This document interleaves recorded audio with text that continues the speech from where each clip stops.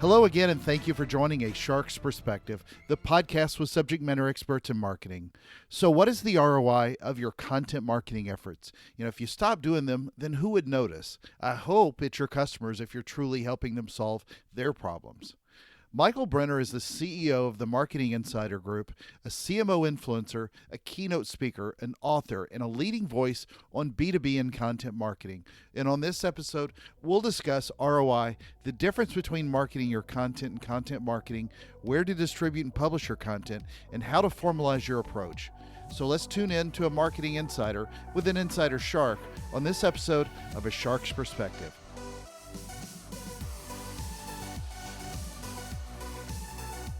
Michael, thank you so much for joining me today on A Shark's Perspective. If you would please tell us a little bit about your career and your background to date. Yeah, sure thing. Thanks, Shark, for having me. Of It's a pleasure course. to be here. And so I'm a 20 plus year marketer.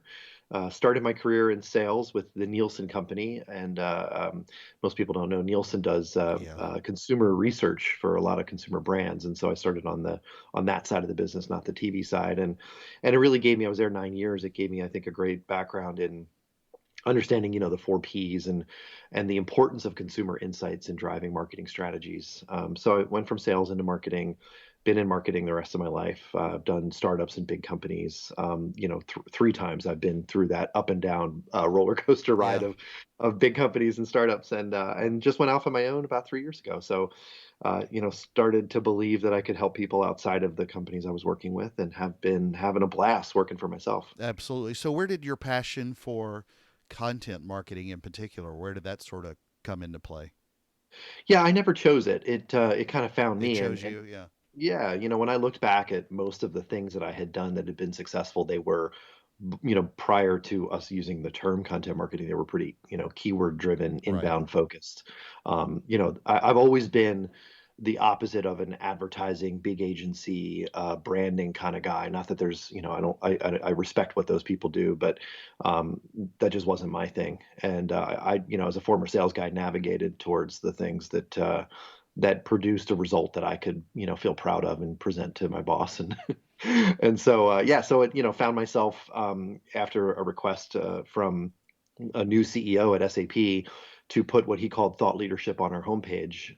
Found myself as the VP of content marketing at SAP, and despite some pretty intense pushback from the folks inside our own marketing organization, Hmm. found myself becoming friends with people like Joe Pulizzi and Ann Handley and Jay Baer, and people that I'm sure you're having on your show or already have, and really learned from them about the industry and best practices, and saw it as, I think, the future of marketing. And Seth Godin famously said, Yeah. if content marketing is what I think it is, it's all the marketing that's left. And so been really bet my career on it ever since. So what was that like at a major, a large corporation like SAP? I mean, I'm looking for any dirt, but what was it like, trying to push this new concept, or not new concept, but maybe newly named concept in content marketing with people within a corporate environment, for a large public company, large international company,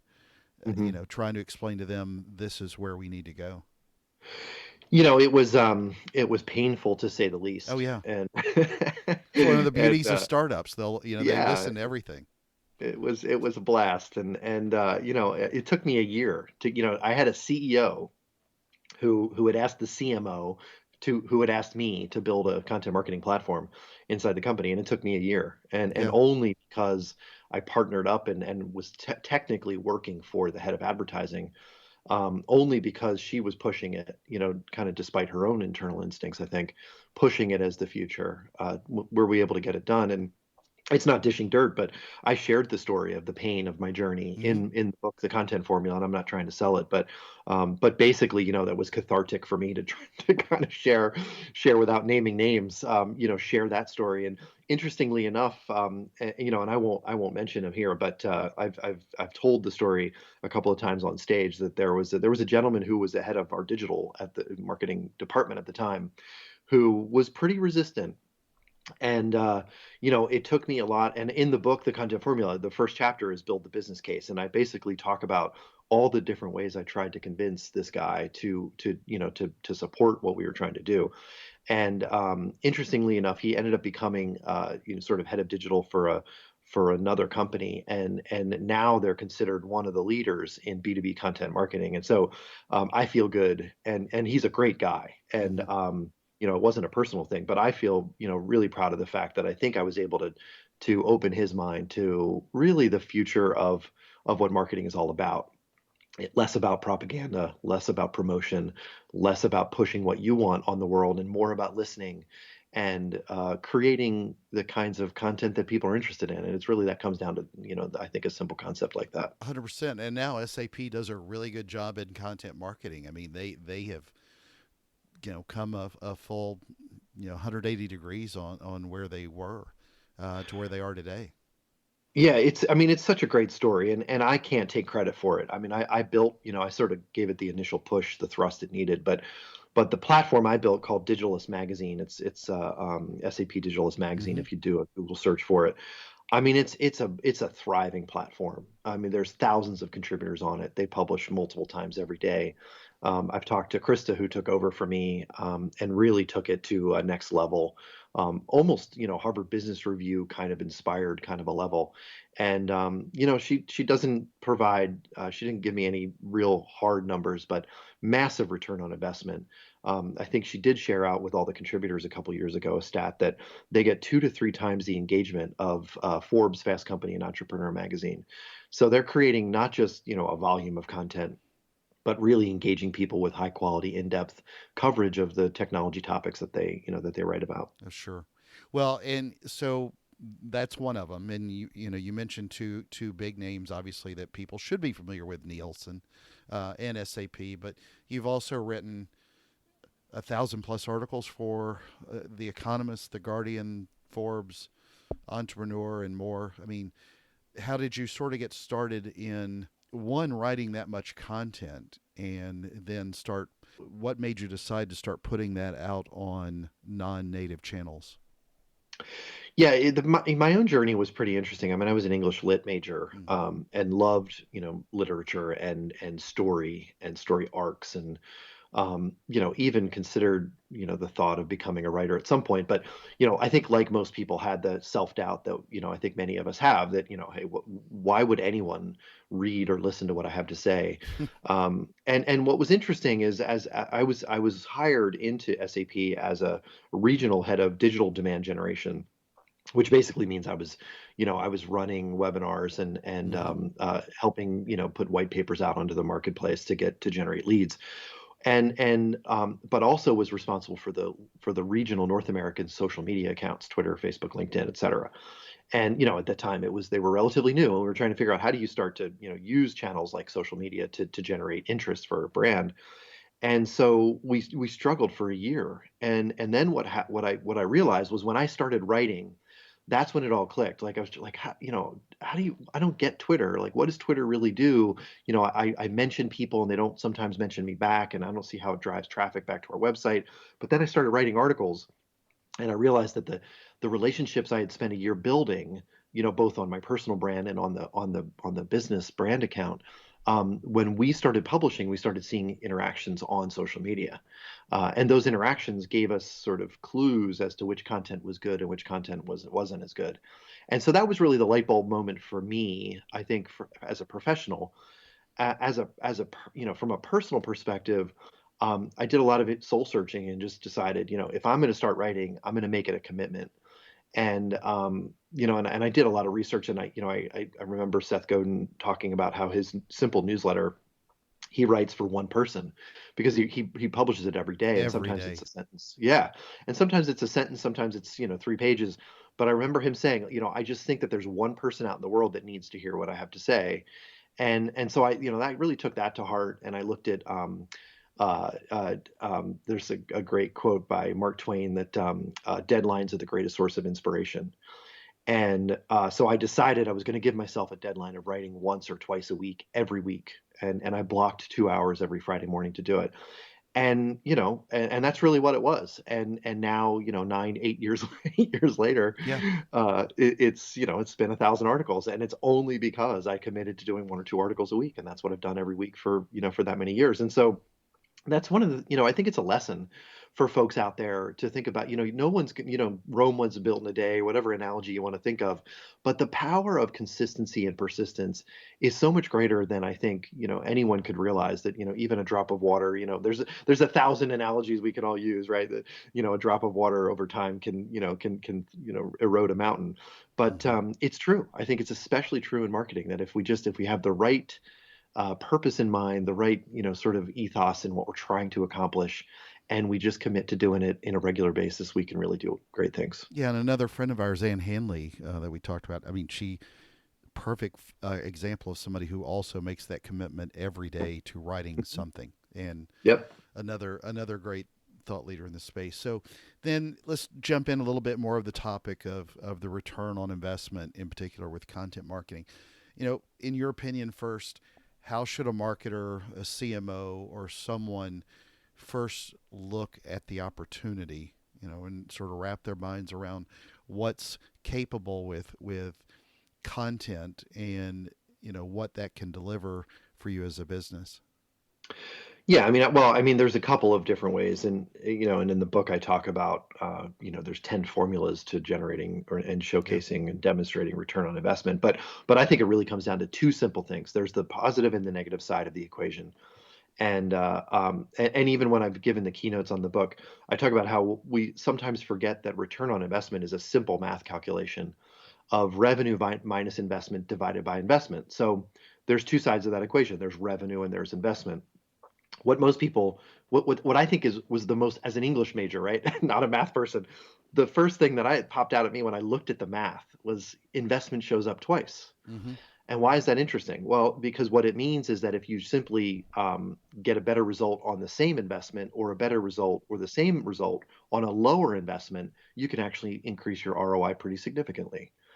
And so let's talk about the negative side of the equation. The large majority of marketing doesn't work. The large majority of content doesn't generate even a single measurable amount of engagement. If we just stop doing that stuff that doesn't work and doesn't generate engagement, we'll see an increase in return on investment. So that's an almost counterintuitive first statement. Just stop doing the stuff that doesn't work. Continue to get the same results that you've gotten in the past, and you'll see an increase in return on investment. It, People almost, like, I always see them think about that for a second, like, wait a minute. So all I have to, like, I can actually just do less and see a higher return, and the answer is yes. Yeah. Um, so that's the simple. Nobody ever looks in the mirror and realizes that their current efforts suck. Yeah, You exactly. know. Well, I always tell people every keynote I've ever given follows the exact same talk track, no matter what the topic Yeah. is. The world has changed. Most marketing sucks, and we need a new approach. Yeah. And the new approach is whatever the topic is.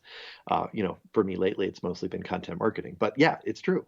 Most of what we do, the math shows, 60 to 70%, according to Serious Decisions, of our content is completely unused and unengaging with our audience. 56% of demand generation programs, according to Serious Decisions, generate not a single lead or any kind of measurable demand. And so I think it's important that we start by looking in that mirror and just realizing that, look around your organization. You don't even need to do a detailed audit. Just accept that you probably have gaps, massive gaps of engagement or measurable return in your marketing today, and just decide to stop doing it. So that's number one. Then on the positive side of the equation, it's like, okay, great, fine. Let's assume that I stop doing the stuff that doesn't work. How do we actually generate an increase or higher revenue, Exactly. in the content marketing that we're doing? And the business case for that is very simple, and I hope is something that people can easily visualize. The opportunity for content marketing is to reach, engage, and convert buyers you would have never seen before if you didn't create content that engages them. So reach, engage, and convert buyers you would have never seen is the business case. Well, how can you quantify that? And it's really simple. And this is one of the things we did at SAP.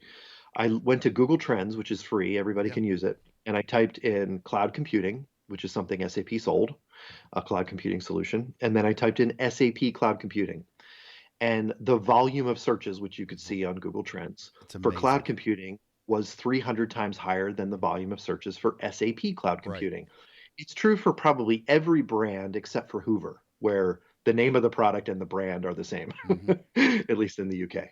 Um, and so the point is that there's a massive amount of people who are searching for answers to questions or solutions to problems in the category of the thing that you sell, but they're not yet looking for you. And so the only way to get them to come to you is to write about the thing and to publish the stuff that they're interested in. Hmm. So at SAP, my pitch was if we write about cloud computing, more than we write about SAP's cloud computing solution, will engage people, will attract and engage people to the SAP cloud computing solution. And it took me a couple of months and a couple of sort of iterations of that conversation to convince people that it's a black and white, or as I used to say, my old boss hated when I say this, it's just the math. Right. The math is clear for every company out there. There's a massive percentage of the market that you're not reaching today because you're not talking about the things that are interesting to them, that are related to what you sell, but are not exactly about what you sell. That's really the opportunity, easily quantifiable for every brand. Or you're reaching them and they're just ignoring your advertising because so many people, so many executives still believe you could just throw a few more ad dollars at it and that fix it. But you've got to change the way that's served because, Google points out, I think that, what is it, something like in that search query data that they put out some time ago, was something like 20, is it 20 touches of content that before you get engaged. We typically have heard for years that it takes, 7 paid brand touches. And the way people search today for products, it's completely different. It's thrown a lot of that math off because people are searching for how to solve a problem. They're not just blindly walking in saying, I want to buy something, give me an ad I can click on with your branded product and that be it. And that's, to me, that's been a major shift in the way people search, is because they're trying to fix problems. And that's why you see how to do this and how to do that on every, YouTube video or Mhm. blog content piece anymore that's written today. So, That's right. Yeah. Yeah. And that's the Google Zero Moment of Truth research that you referenced there. And it was, yeah, you're right, it was, thank you. it was 11 to 20 pieces of content on average required in each purchase. And the 20 is more geared to the B2B audience. Um, what was interesting in my own journey. So again, I was hired at SAP to be head of digital demand generation, which basically means I did pay for performance ad buys. I only bought stuff where I could generate a lead and then could quantify the return on investment of Exactly. that purchase. And so again, sort of the opposite of brand advertising. Um, what I found, and I loved it. I mean, as a former sales guy, it was great because I knew that, okay, I'm going to spend a dollar and I'm not going to spend another dollar unless I can generate a dollar and a half or $2 in return. And, largely we focused on CPL buys, cost per lead type stuff. Google Ads, Google AdWords. We did pay per lead programs with publishers, and so what we found, and this is why I think content marketing became the focus of my career since. What we found was that in order for SAP to grow as a company, I bought every single lead that was out there. Hmm. I bought every one. Basically I said, hey, you'll give me an additional dollar of investment for, if I'm generating a return, if we're generating revenue for the sales organization, keep giving me money. And so I started with $1 million, and then I had $2 million, and then I ended up with $5 million in budget, driving demand generation programs in SAP North America. And at one point, I told my boss, I'm like, there's no more demand left. There are no more leads to buy. I mean, we've hit the point of diminishing return. And so what I realized at that point was that you could be really good at buying all the leads that are out there right now, buying or finding the people that have purchase intent today is another way that agencies might call it, purchase intent. Google AdWords is a great way to capture the market for anyone who's out there looking for something to buy today. The problem is if you want to grow as a company, you need to hit the people that aren't ready to buy yet, the people that are sort of still Exactly. searching for a solution, the people that are trying to get educated on the problem. You need to start endearing yourself to the folks that are in your potential consideration set, but they don't have budget, they don't have a specific project that they're looking to fund right now. And so that's why content marketing is important. It's not for the If sales has a pipeline problem for next quarter, I wouldn't recommend content marketing. If you have a company mission to grow in any fashion, content marketing is the only way to do it. Yeah, I agree, and I think so many people don't even know they when they go search, it's an easy way when telling a story to at least sort of help them formalize if they will the idea that they need a solution as well. Mhm. Because even with marketers, I think according to CMI Content Marketing Institute, most marketers aren't even sure what a successful content marketing program looks like.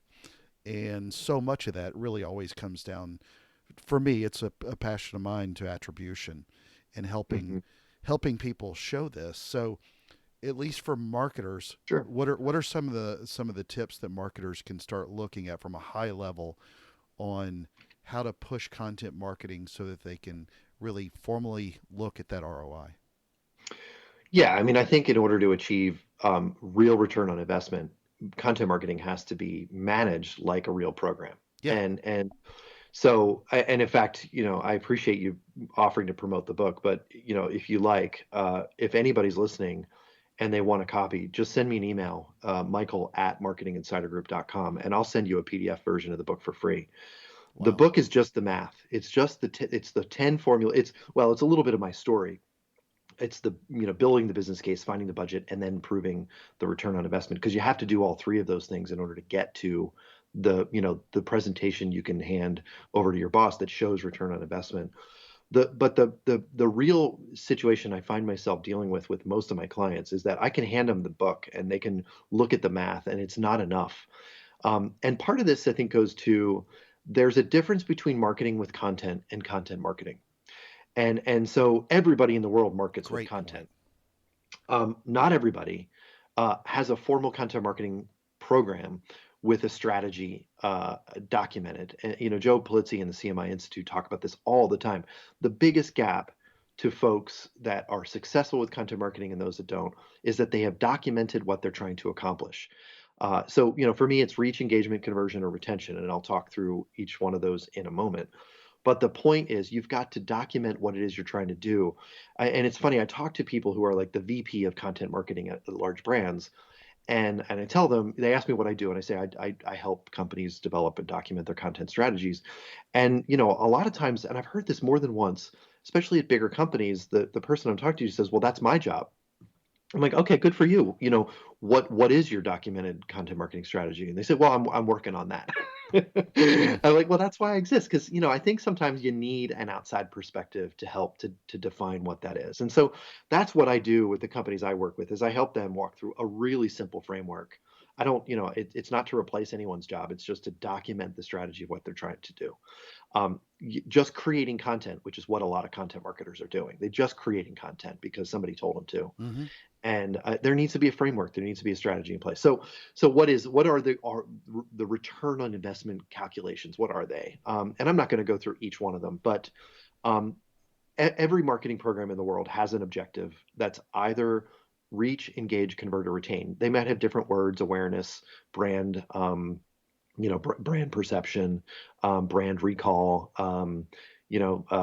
leads, revenue, conversion are pretty simple ones, but retention, is the often forgotten one, I think. But almost all marketing, I think, campaigns and programs can fall into a reach, engage, convert, or retain bucket, and some of them may cross. But the point is that I've identified calculations and formulas that you can use to show return on investment, no matter what the objective of your marketing is. So even, and this is the harder one, but even if your objective is awareness, I think you can use content marketing to prove a return on investment with awareness, which is something that I don't think any TV advertisement really can do, at least not, too many of them that I've seen can really stand behind a return on investment from television advertising, except maybe outside of, direct marketing kind of Addressable. Yeah. yeah, buy our nutritional supplement kind of campaigns. But so what is the formula there? It's really simple. What is the value of the traffic that you've attracted for free versus what you would have had to pay for it? And so, a simple example: if you're spending money on paid search, if you're spending money with Google display or any kind of media display banner ads, how much traffic are you getting back to your website? how much did you spend for that traffic? And then if you look at content marketing, you can basically identify the cost per click that you spent and paid multiplied by the traffic you get for free. And so a simple example, Chase Bank, they really put their commitment behind putting news and stories, financial education on their homepage a couple of years ago. A good friend of mine, Brian Becker, told me this story, and what they had seen was their website was flat in traffic for years. They had spent all the money they could spend on paid to try to get people to open up new credit cards, but they just weren't getting any increases. They weren't seeing any growth in the traffic on their website. They shifted to this content marketing strategy, putting news and content and stories Mm-hmm. of financial education on their homepage. They saw a 15 million per month increase in traffic. And their average cost per click prior to doing this was $2. And so the return on investment for Brian was $30 million a month. Yeah. He was able to point to the fact that, hey, previously we were spending $2 a click on each visit to our website. Now I'm getting it for free.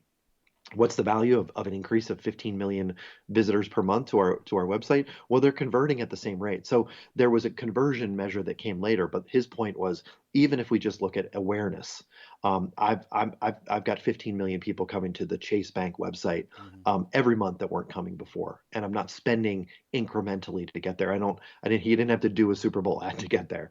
So that's the reach or awareness calculation. Engagement is probably the simplest one. Um, any content marketer out there that has committed to publishing content that generates subscribers, you'll hear Joe Polizzi talk about this. He's pretty passionate about this as well. Any content marketer that has committed to publishing content that generates subscribers is a successful return on investment generating content marketer. Why is that? Because no one subscribes to shitty content. Exactly. No one subscribes to promotional content. People subscribe to content that helps them.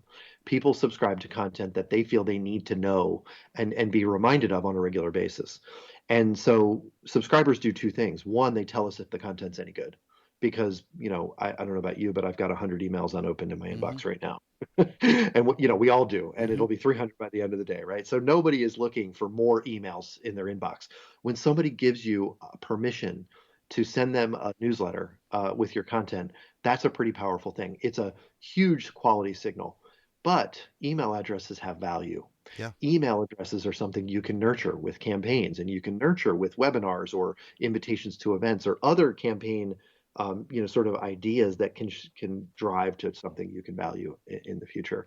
The simple calculation we talk about in the book is just look at any revenue you've gotten from email campaigns of your email database divided by the number of emails in your Mm-hmm. database. So if you get $1 million in revenue every year and you've got 100,000 email addresses, you can do that simple math and come to the realization that each email address is worth $1 million divided by 100,000. Every email subscriber you generate then is worth that much. And we proved that actually at SAP. We found that I think the number for us was $25. That if we get additional email subscribers, they should be worth $25. We followed them over the course of a typical sales cycle of 18 months and found that yep, they converted exactly right on average, and each email address that we generated on average produced about $25 in revenue. So that's the engagement piece. So reach, Yeah. engagement, conversion, retention. Conversion is easy. If you bring people to your website and you highlight offers, people call them house ads. At SAP, we used webinar registrations. If you put a webinar in front of a blog reader and somebody registers for that webinar, and then you nurture them to lead and to sales, Yeah. you can generate direct conversions from your content marketing. We also used like physical event registrations as another conversion opportunity. So you can generate the ROI of lead conversions from your traffic on your website. And then so that's the simple lead conversion math on content marketing. The final one, and apologies for going long, but I'm not going to share all 10. The simple one for retention is database matching. So take your email subscribers. So again, you got to focus on email subscribers or have email subscribers for your content marketing. Take that list of email subscribers and do a database match to your customer database. Look at the folks, and so create a cohort basically of customers that have subscribed to your content versus customers that haven't subscribed to your content. I've done this with about a dozen clients, and the average was 3 to 4 times higher spend and longer retention rates for those that are engaged with content or subscribe to content. Some of them were 20x. They spent 20 times more. Some of them were two, so that was the sort of the min and the max. But the average was 3 to 4. So if you get a subscriber to your content that becomes a customer, they're going to spend $3 or $4 more than the 3 or 4 times more than the people who don't.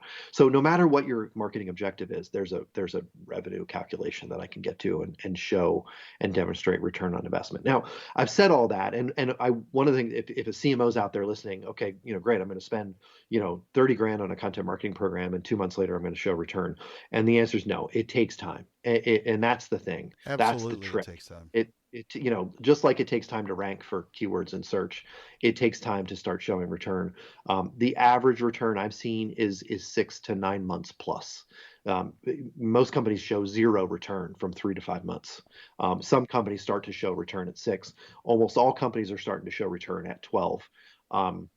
So yeah, it takes a multi-year commitment. But you Is know really what? what it comes. And you didn't go long. That was fantastic. What I will tell you though that I also agree with is that it just from an SEO perspective, it takes that 6 months to really get going. I agree with that completely. 6 to 9 months. What I think of as a shift in the way you describe this from a content perspective, content marketing perspective, it also helps shift your marketing department. And from a CMO's perspective, when you start thinking of being focused on the customer first and how this type of content helps shift the mindset of what you're doing in marketing to Mhm. answering their problems, I mean, it's an amazing larger shift that goes on for a department, at least from what I've seen. And I so Yeah, no, I agree. I see my job as changing hearts and minds more so exactly, than giving people tools and perfect techniques example. for content marketing. Exactly. Well, Yep. so one of the things that I know you've talked about a lot. You've written a gazillion articles in Forbes and all these different publications.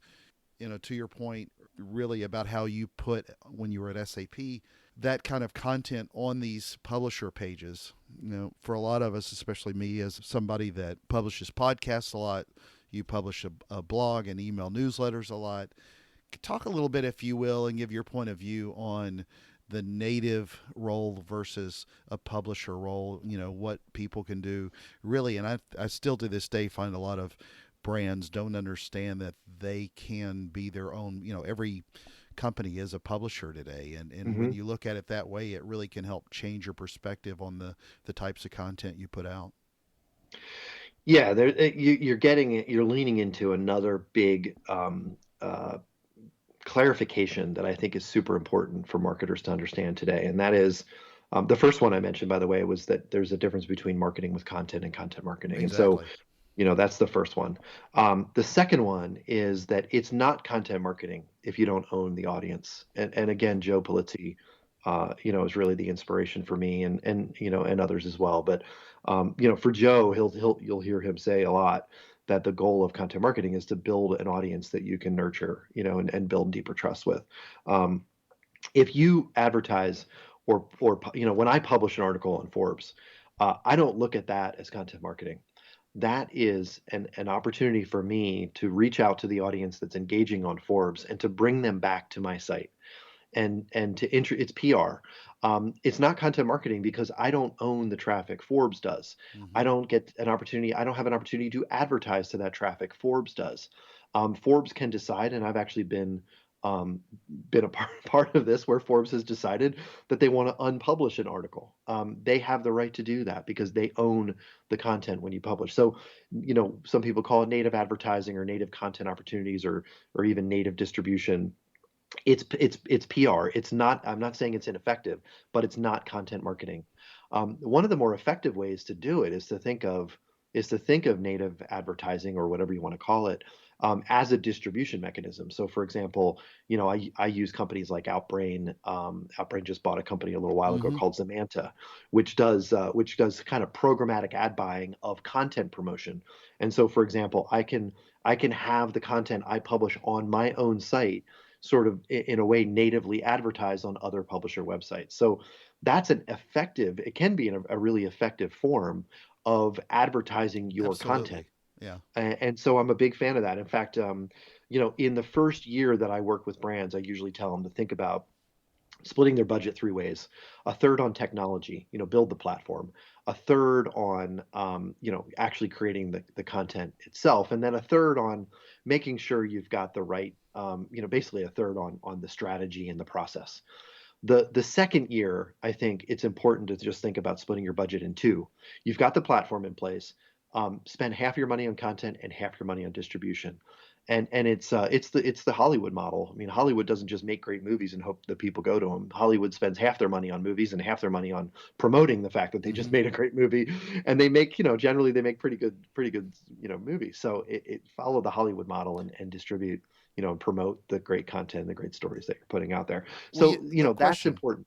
Yeah. Question. You do this a lot. That gets back to the publishers and putting that out on publishers. What kind of Mhm. advice do you give the brands for how to amplify that content on their own channels, Publisher content or their own content? their own content?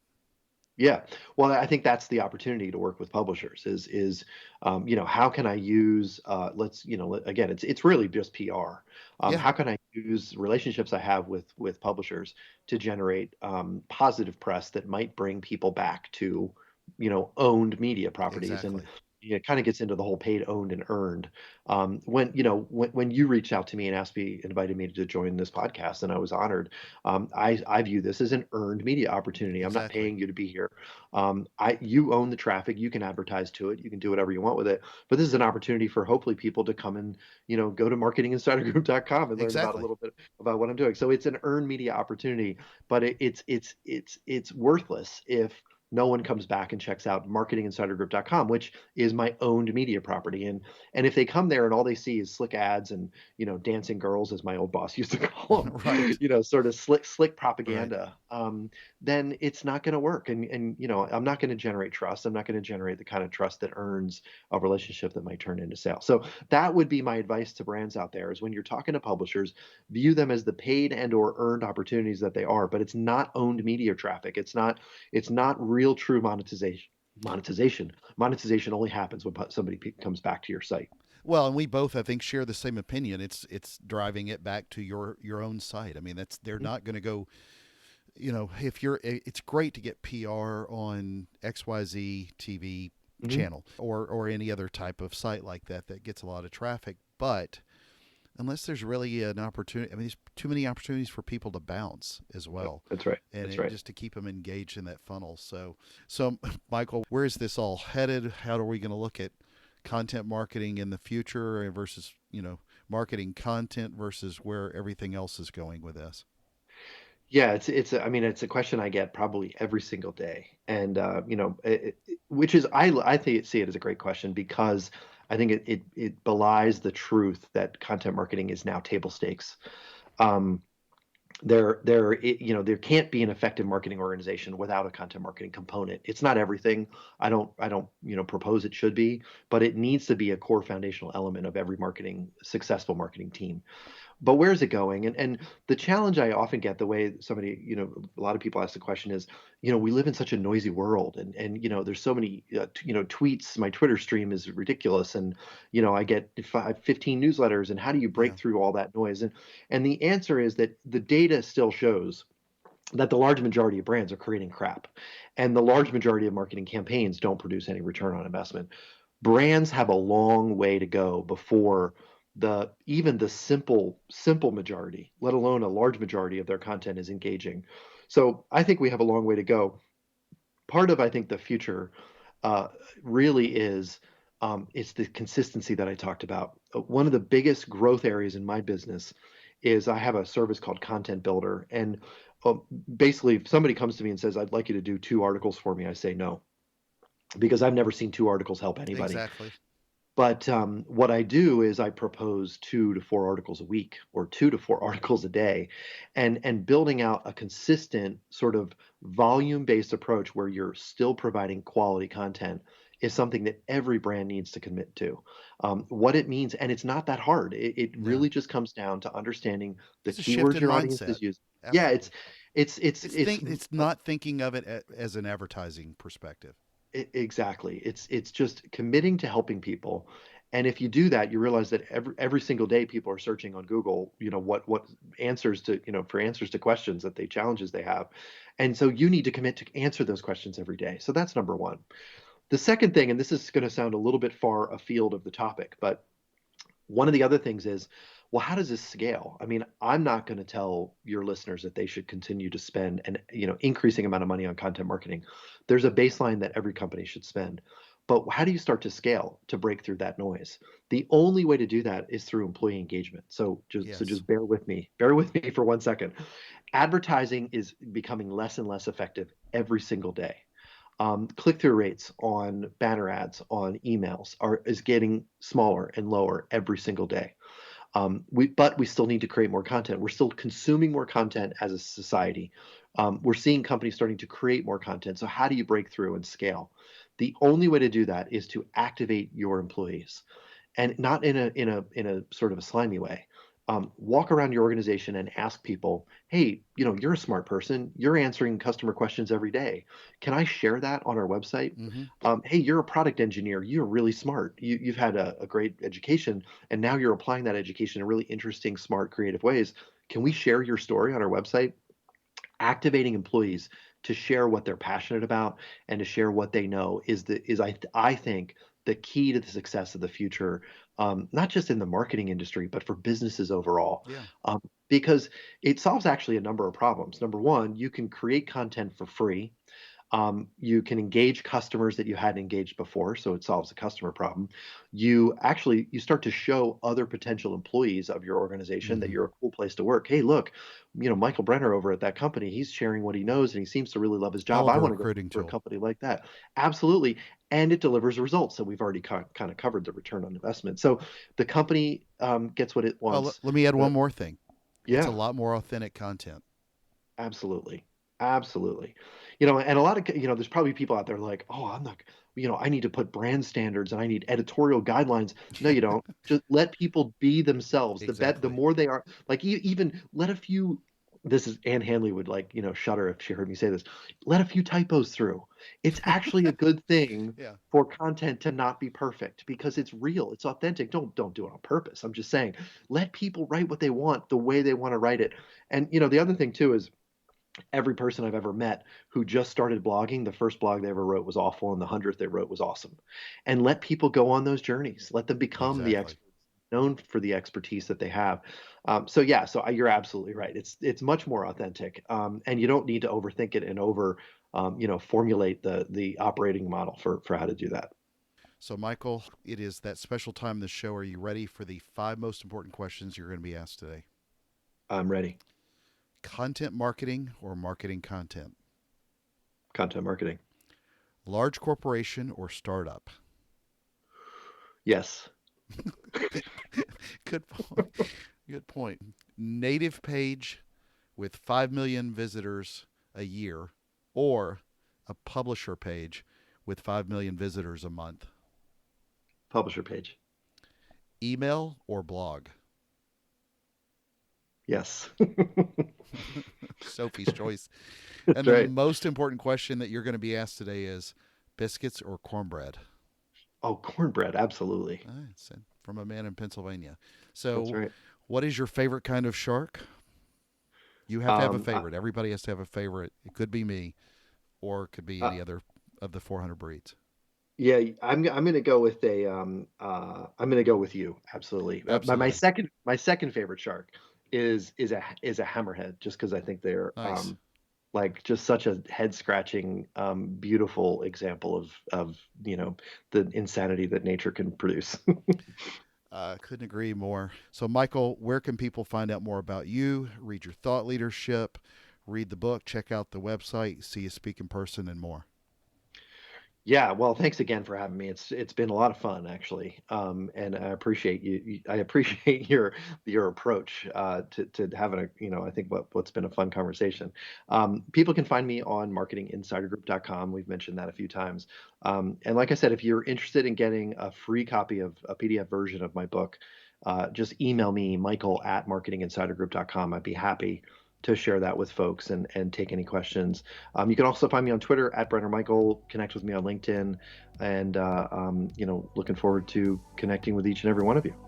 Michael, thank you so much for being with us today on A Shark's Perspective. Thanks so much.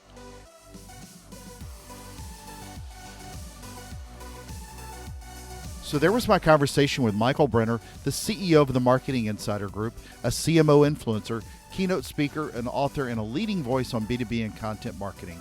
Let's take a look at 3 key takeaways from my conversation with him. First, the technical ROI is a simple math calculation. It's revenue minus investment divided by investment.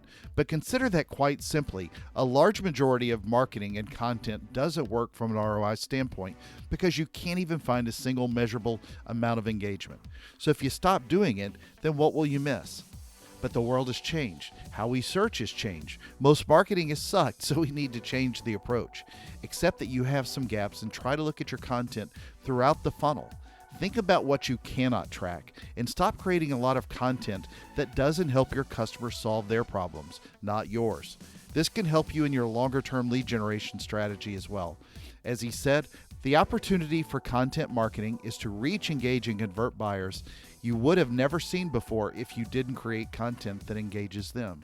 Second, Michael makes an important distinction in how and where you publish your content with the viewpoint that it's not content marketing if you don't own the audience and the channel. We need to build our own audience, as you've heard me say before. You've got to look at yourself as a publisher. You can and should take your articles and blog posts and things like that on other sites, but ultimately you've got to bring the audience back to you. So just keep it in mind and consider where you distribute your content.